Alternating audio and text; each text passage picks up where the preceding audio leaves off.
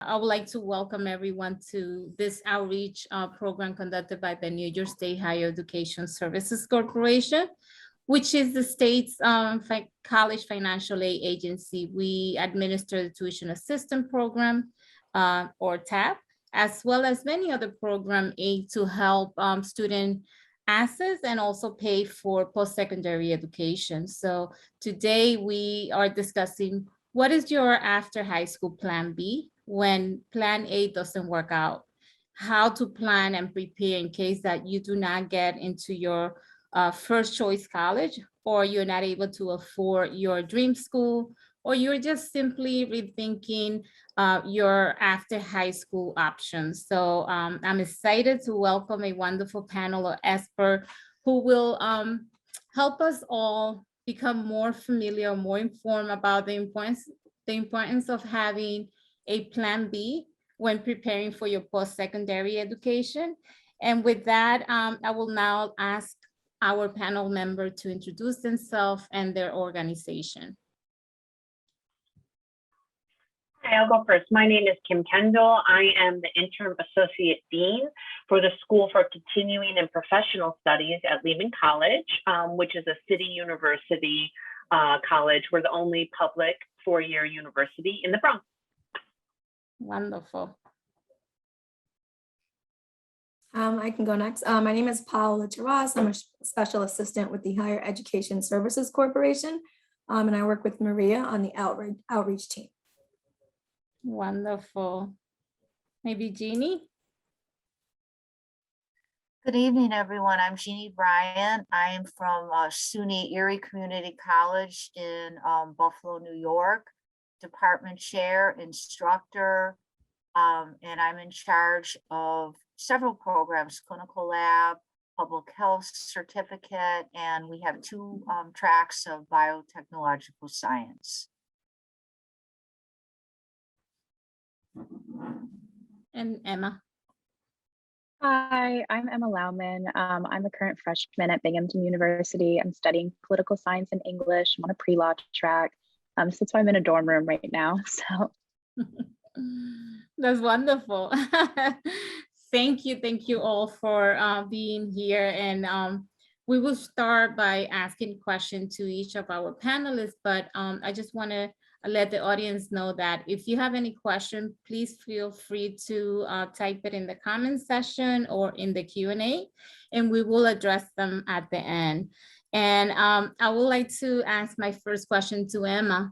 I know that you had a very interesting experience with this topic.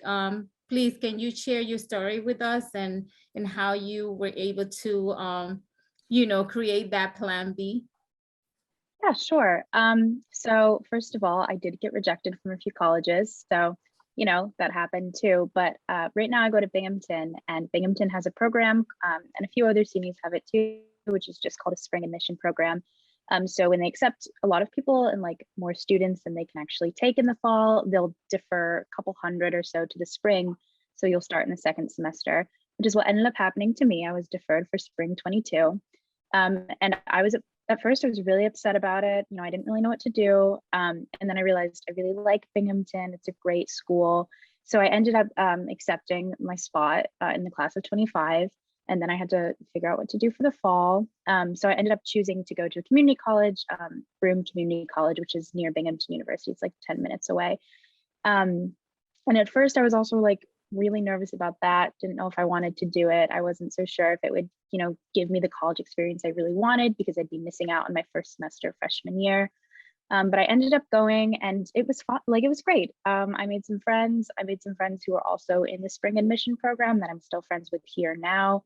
I made some friends there that I'm still friends with and still talk to. So, it was at first the like rejection from the fall semester was something that was sort of hard to cope with. And then I realized that I'd still gotten in. And also a rejection isn't necessarily something that's supposed to be like harsh and make you feel bad. It's like a redirection sort of. So, it redirected me to choosing to go to Broome for the fall, which ended up being a really good decision because it made me decide that I wanted to add my English major to my degree. So I ended up like pursuing more fields. and I still had I had a good first semester. I was happy, and now I'm happy to be at Binghamton. So Wonderful. Thank you for sharing that. And Mhm. moving on to my second question, and I'm going to direct this question to Jeannie, Kimberly, and Paola. May 1st is just around the corner. The traditional date that high school senior planning for college in the fall let their colleges know that they will be attending. Is that true for all colleges? And we can start with Jeannie. We're pretty flexible at SUNY Erie. Being a community college, we serve a lot of different needs. So I've even a lot of times had students come in the first week of classes, and I was able to get them classes. I actually even had a student in the fall that came into the second week, and we got her a full schedule. I just met with her the other day. She's doing very well. So, you know, I know a lot of schools, especially the four-year schools, they have that May 1st deadline, but we're, like I said, we're pretty flexible. We usually can, you know, we work with the students, and I guess it's a good thing if something, you know, something happened that delayed, or even if somebody, you know, decided to join us later, we're usually able to accommodate them. Wonderful. Kimberly? What I would add is that, you know, with schools, it's a guessing game. They send out acceptances, not knowing how many people will really choose to come to them. And so sometimes there's spots that come up after May 1st, so you can get on a waiting list. And I think the real thing about college is to really think about your end game and where you want to go long term. Time is relevant, right? If you're on a wait list, or if you get in the next semester, you still got there. And that's the message that you need to have. So it is important that you communicate with your school. But quite often, if you go on a wait list, schools, their numbers will kind of fluctuate because some students are accepted to a lot of schools, but they're only one person. They have to go only one place. And so that affects other schools, the amount of spots they have available. Wonderful. Thank you. Is there anything else that anyone would like to add, Paola and Emma? No, I think Kimberly and Jeannie covered it, what I was going to say. Wonderful. So moving forward, what advice do you have for students who find themselves in this position of not getting into their college that they had their heart set on attending, or they can just not afford it? What can they do at this point? I mean, I think one of the things that I recommend to students before they even get to the point of not getting accepted into school is applying to, or creating a really well-rounded list of colleges that include reach schools, target, and safety schools. And so if they don't get into the school that they had their heart set on, then they have a range of other options. So the difference between the three of reach school is, for the most part, extremely competitive. And so in these schools, you have less than 25% chance of admission, either based on your grades or test scores, right? If they're below the average number of students that are accepted into the school. Safety schools are colleges where, for instance, you have a greater than 75% chance of acceptance, again, based on your tests and your grades as well. So having a strong chance of getting into a college is a major factor when choosing a safety school. So that's one you should have on the list, one that you know is safe and that you most probably will get into that school. And finally, you have a target school, which is where you have 25 to 75% chance of getting in. And unless the school is very selective, depending on how your ACT or SAT compares, it's middle 50%. So there's no guarantee of getting into a target school, but you should feel good about, you know, your chances if you do apply. So I think creating a list where you have a reach school, one that you might not get into, but it's a school that you are interested in applying to, right? Where it's a little bit more selective. Then you have a safety school, which is one that you have a better chance of getting into. And then a target one, which is your target school. Wonderful. Kimberly, would you like to add anything to that? Yeah, I guess, if you can't get into your time machine and go back and apply to schools retroactively, and you're in the situation now that you've applied to schools and you're not in the school you want, what I think was so powerful about what Emma said is she didn't waste time. Time is a gift. And if you're not where you want to be, doesn't mean that's not where you're going to go, but use the time where you are now to explore your interests. Take classes at a community college, get a certificate. If you're interested in computers, get a certificate in computers. You may not be so interested in computers after that, or vice versa. If you're interested in healthcare, get certified as a CNA just to see if that's what you're interested in. So if your timeline is not where you want it to be, use the time you have to explore your interests, because anything you can do to get yourself focused and know what you really want, you'll be that much more effective when you get to your dream school as the end game. Wonderful. And I know that I addressed this question to Paola and Kimberly, but Jeannie and Emma, is there anything that you would like to add to this question?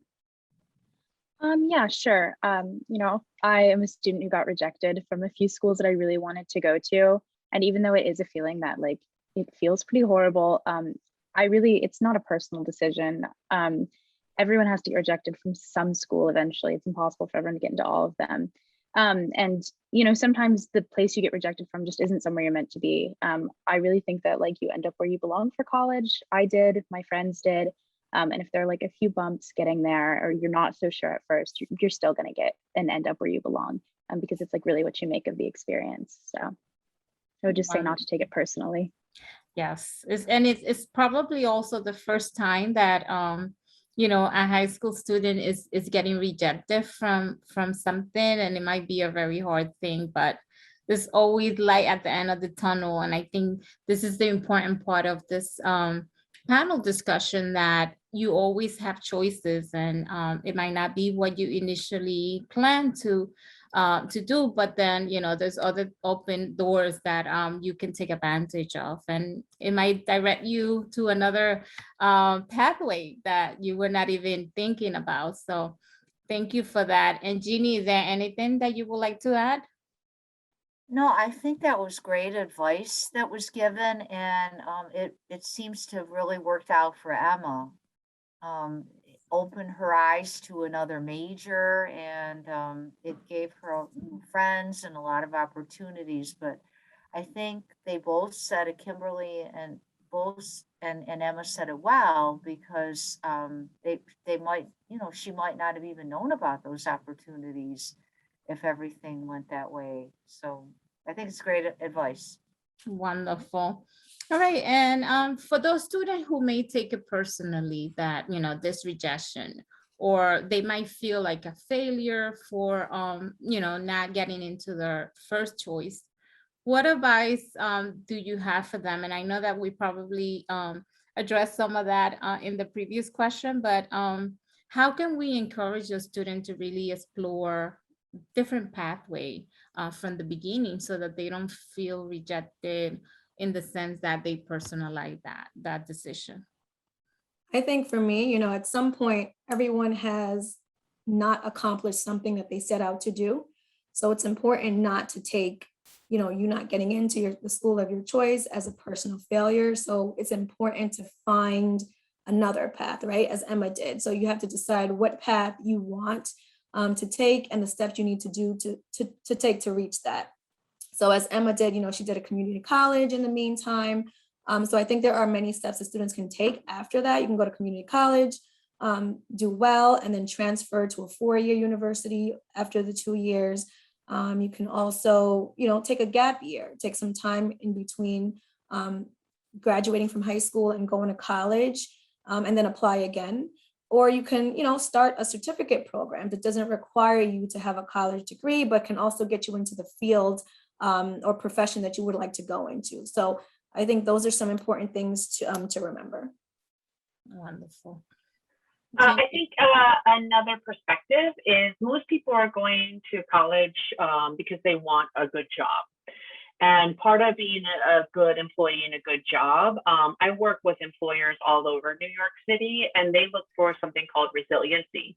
And they don't judge you based on how many times you applied to a school, or if you started in a spring semester or fall semester. If you have a degree from a school, they want to know that you're going to be persistent. And in the workforce, resiliency is much more important than perfection and getting it the first time out. So it's hard to remember that when you're in that moment, but this won't be the first time you get rejected for something. There's a reason why, you know, there are pass rates for schools and tests and jobs, but resiliency is a skill that definitely employers look for, and can actually lend to your resume and give you something, you know, to really talk about when you're leaving college and you're looking to join the workforce. Thank you for that. I think, yes, resiliency is one of those things that if you have it, you can overcome any adversity. And I think that, you know, a rejection or not being able to afford your dream school can be something that can set you back. But if you have resiliency, I think you can overcome anything. And Jeannie, would you like to add anything to that question as well? I think those are great points. I see that a lot too, that at our community college, we got to get a lot of students even who had some college experience and come to us. And I think sometimes too, a little bit of the personal attention that we can give on our level, I see a lot more success. So I guess to add to the resiliency, if they just kind of go out and you know, kind of, if they have to force themselves or whatever, and get started, we can usually, you know, they usually do well. So all of those very important points. Thank you. Mhm. And as we move to the next question, and I will ask this question to all of you guys. There is often a stigma associated with community college or the non-traditional pathway for you know, to get an education or a job. How can we help students create a plan that is inclusive for different options without feeling that they're not smart or that they won't be successful?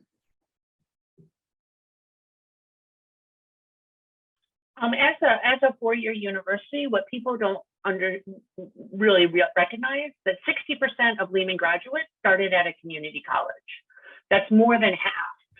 So it's more unusual that students started with us as freshmen than if they transferred in, you know, after their sophomore year. So know that the stigma, you know, life is a journey, and honestly, people want to know what you're capable of, and a degree or a brand isn't the sum total of your talents. And like I said, just because you're not there now doesn't mean you're not going to get there.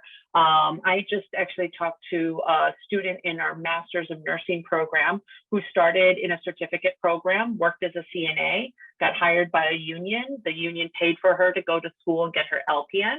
Then the union paid for her to go get her bachelor's in nursing. And now the union's paying for her to get her master's in nursing. So, you know, it's not, I'm not saying that you have to do all that, but there's no stigma in a certificate or a degree or from a community college or a four-year college. It's really what you do with that education and how you perform once you go out in the workforce. And know that there's always more education available to you if you find that it is blocking your advancement or if you need to move forward. And it's always better to get someone else to pay for your education than to have to pay for it yourself. That's just my personal opinion. I agree with that. Especially for the student that might not qualify for the need-based scholarship, that they might have to take loans and so forth. You know, exploring a path that way is a wonderful pathway to take. But with that, Jeannie and Emma, would you guys add to that question as well? Yeah, sure, I'd like to. I think that there is a really unfortunate stigma like surrounding community college where, people like do really like attach it to like not having great grades or something, which is really untrue. I went to I went to high school with people who went to community college who have like wild aspirations and want to do a lot of things in their life.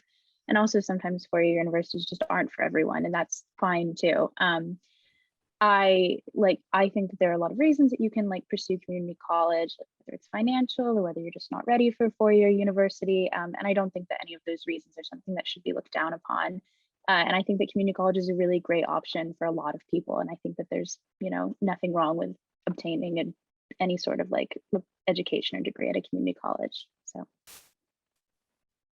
Yeah, I wanted to add too, I like the flexibility that we can offer at the community college. Most of our students are working because they have to, so we're able to kind of adjust their path. I mean, not all of them may finish in 2 years.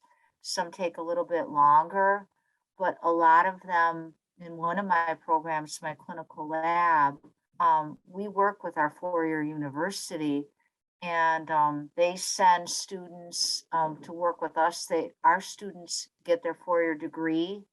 They can sit for the licensure exam and work in the clinical lab in New York State, or they can go on to the four-year university, and it's great because all of our courses transfer.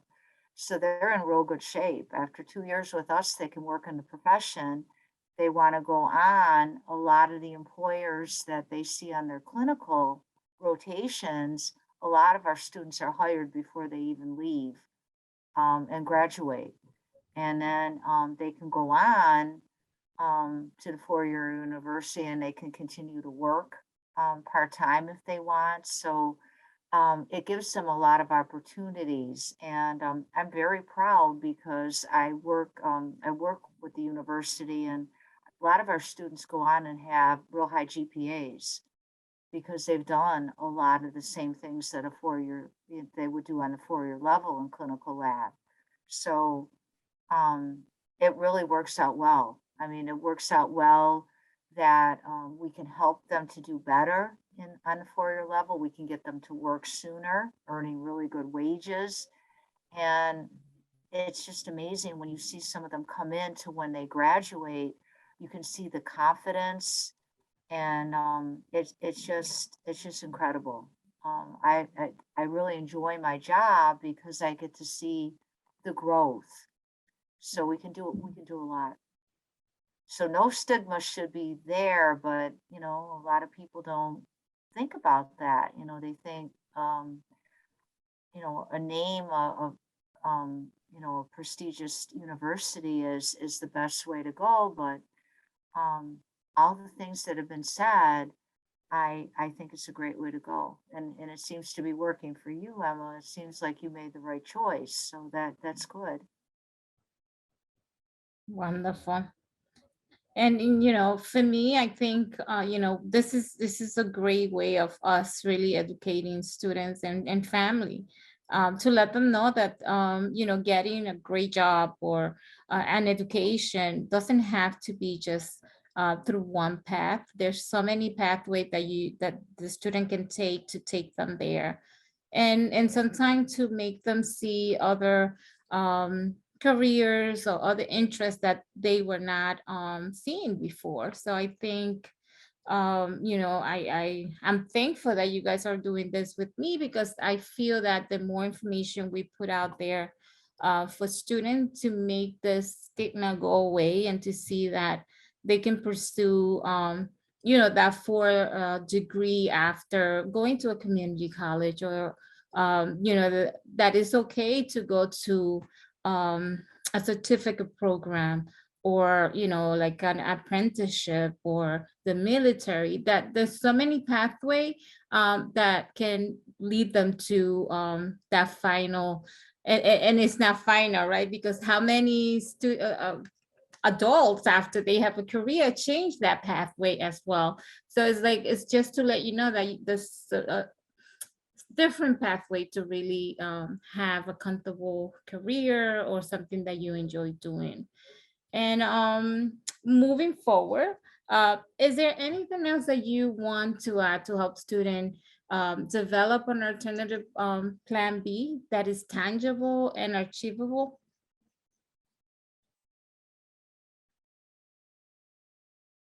And this question is going to be to all of you guys. So I don't know if Emma wants to start.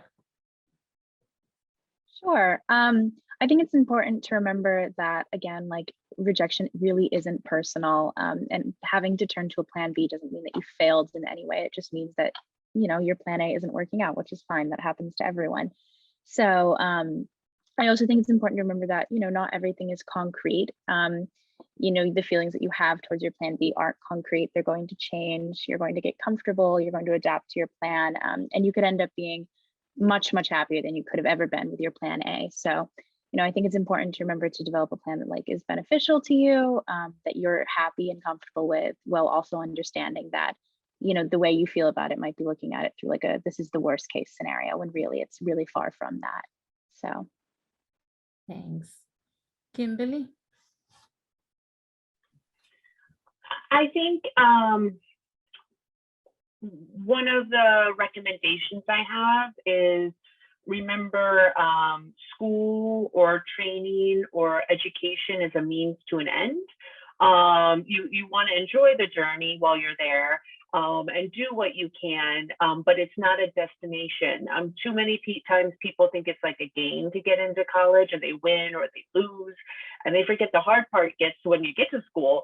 And even when you're in school, no matter how hard school seems, that's just a game for when you get to work. So I really encourage people, if they're feeling, anytime you feel not motivated or unsure, or, you know, not, you know, just kind of lost in the system, go to work, do an internship, go shadow someone, think about what you want to do, because at the end of the day, school is a means to get you into the industry and the field, that hopefully you'll spend a lot longer than 4 years or 6 years in. You're going to be spending hopefully, you know, 20 years, 30 years, 40 years in a field. And that is, you know, the end goal. Everything else before that is just a kind of a means to get you into the industry that will make you happy long term. Thank you. Jeannie and Paola?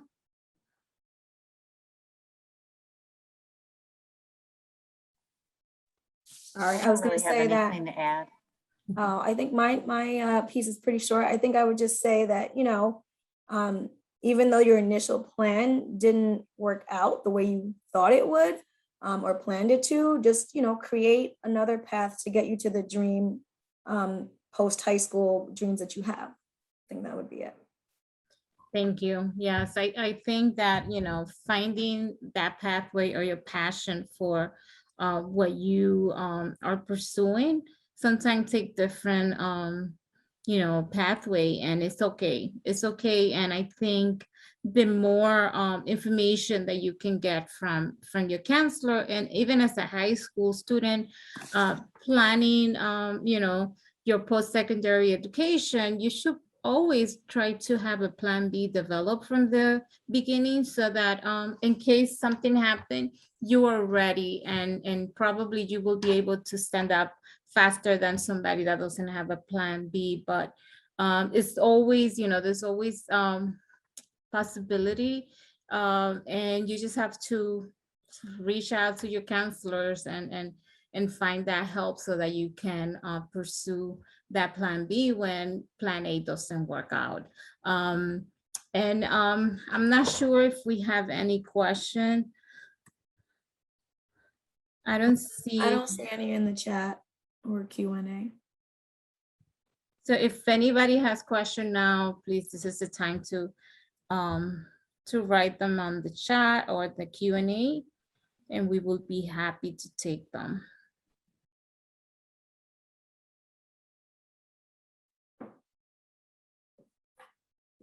We'll give it a few minutes, and if not, I don't see anything, Paola, do you? Something just came up. Somebody said they need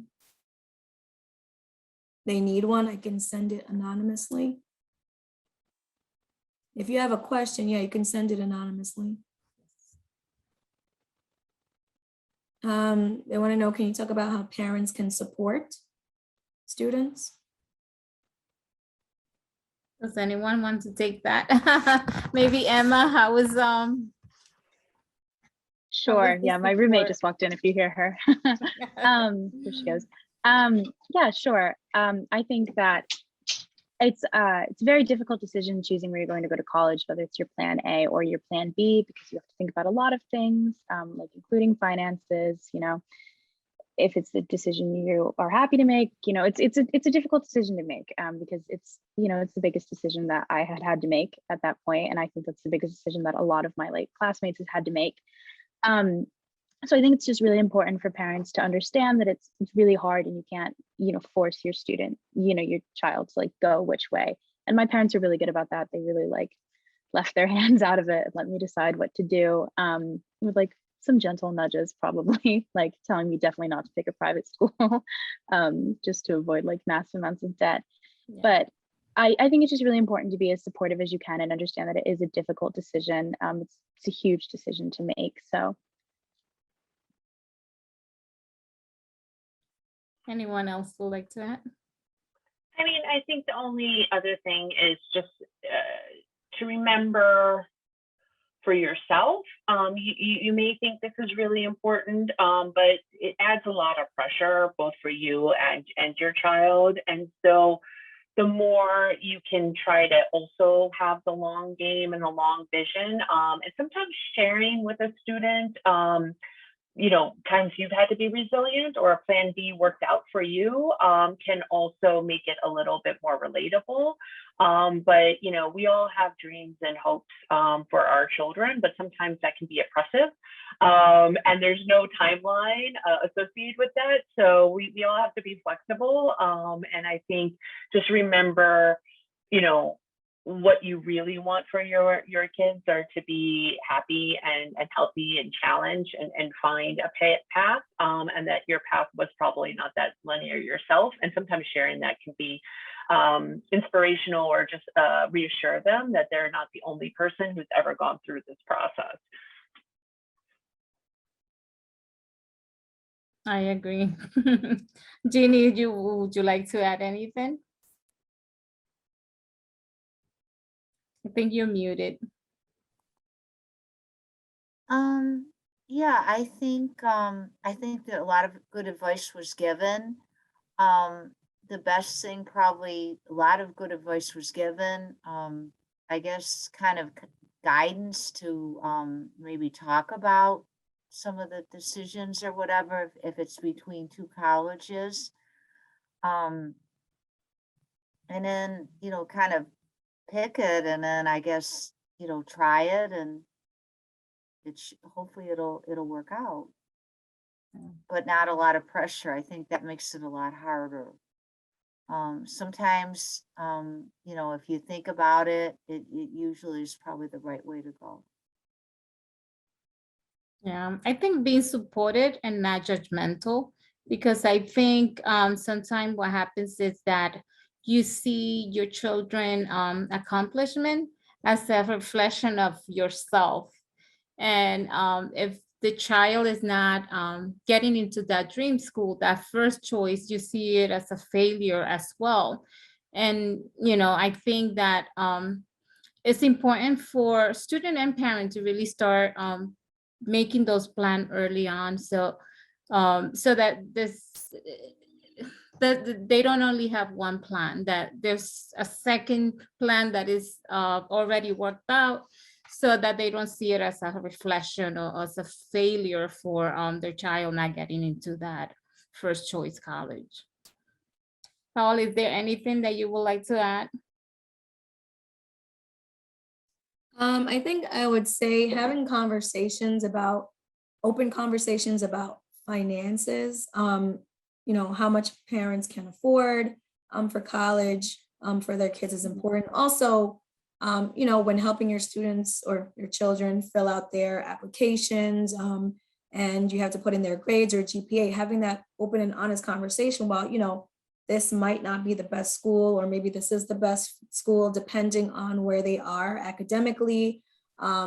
Also, like taking things into consideration, like location and size of the school. So I think those are all important in making those types of college decisions. Wonderful. And I think I don't see any more questions. So I think, yep. So I just want to, in closing, thank all of you for really joining me tonight. It has been so helpful to get this information.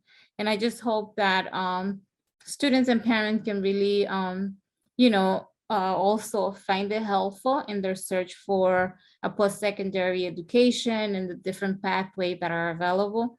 When, you know, your plan A doesn't work out, that there's always a plan B that might be the best option for the students. So thank you all of you for really saying yes to this. And with that, I would just like to tell everyone to enjoy their evening. And we hope that you will join us for the upcoming event that we have on our event calendar. And also at the end, you will get a survey. Please, if you can take a minute to fill it out and give us some feedback on how we can improve, and other topic that you might want to see us hosting. So thank you again, and have a good evening.